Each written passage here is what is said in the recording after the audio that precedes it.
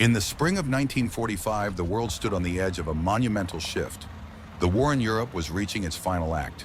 Hitler's Third Reich, which had plunged the world into chaos, was crumbling. All eyes turned to Berlin, the heart of Nazi Germany. It was here that the final, brutal chapter of World War II would be written in blood and fire. Just a few years earlier, the Nazi regime seemed unstoppable. Germany had conquered much of Europe with terrifying speed. Paris had fallen. London had been bombed. Eastern Europe had been torn apart. But everything began to change after 1942, as the Allies pushed back. In the East, the Soviet Red Army had survived the brutal siege of Leningrad and triumphed at the pivotal Battle of Stalingrad. From that moment forward, they began reclaiming territory, village by village, city by city, inching ever closer to Berlin. In the West, American, British, and Canadian forces landed in Normandy on D-Day in June 1944, opening a second front. The German military was being squeezed from both sides. By early 1945, it was clear the end was near.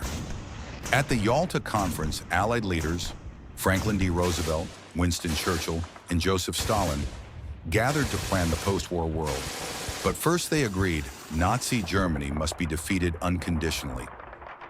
In April 1945, the Soviets launched the final assault on Berlin. Over 2 million soldiers, supported by thousands of tanks and aircraft, surged toward the city.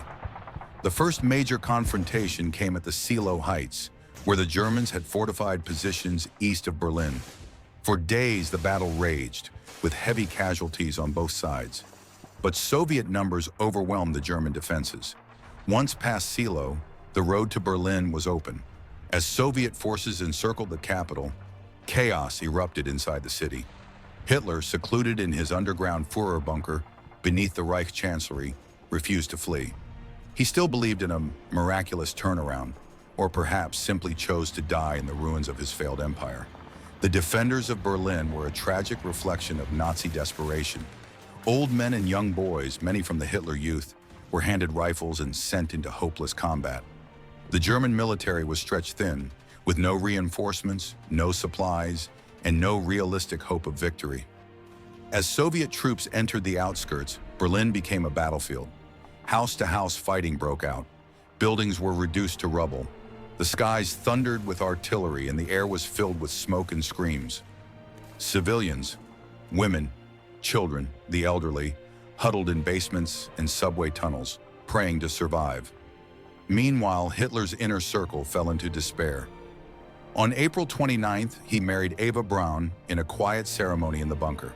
The next day, facing inevitable defeat, the two took their own lives. Hitler shot himself. Braun took poison. Their bodies were burned by AIDS following his orders. But even with Hitler dead, the fighting didn't stop. The Nazi regime, headless and fragmented, still resisted. German generals either refused to surrender or tried to negotiate with the Western Allies, hoping to avoid Soviet capture. Stalin, enraged by the delay, ordered his forces to take Berlin at all costs.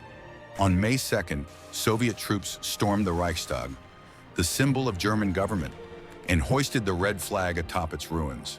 That image would become one of the most iconic photos of the 20th century, the Soviet banner waving over a shattered Berlin. The toll of the battle was catastrophic. Estimates suggest that up to 100,000 civilians died in the siege.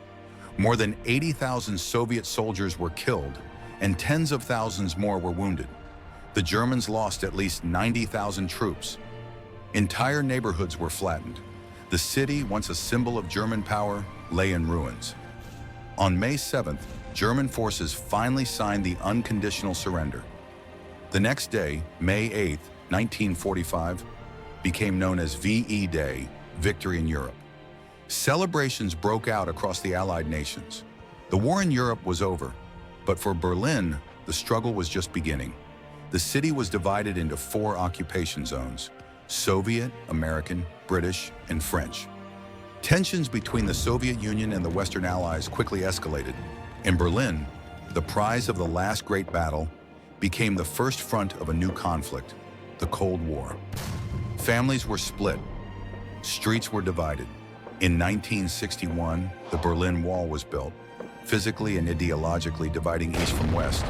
It would stand for nearly 30 years until 1989, when the people of Berlin, tired of walls and war, finally tore it down. The fall of Berlin in 1945 was more than a military victory. It was the collapse of a regime built on hatred, fear, and violence. It marked the end of one of history's darkest chapters and the beginning of a long and painful healing process. May we always remember the lessons of Berlin, that power built on tyranny cannot last, that war leaves only sorrow in its wake, and that even I,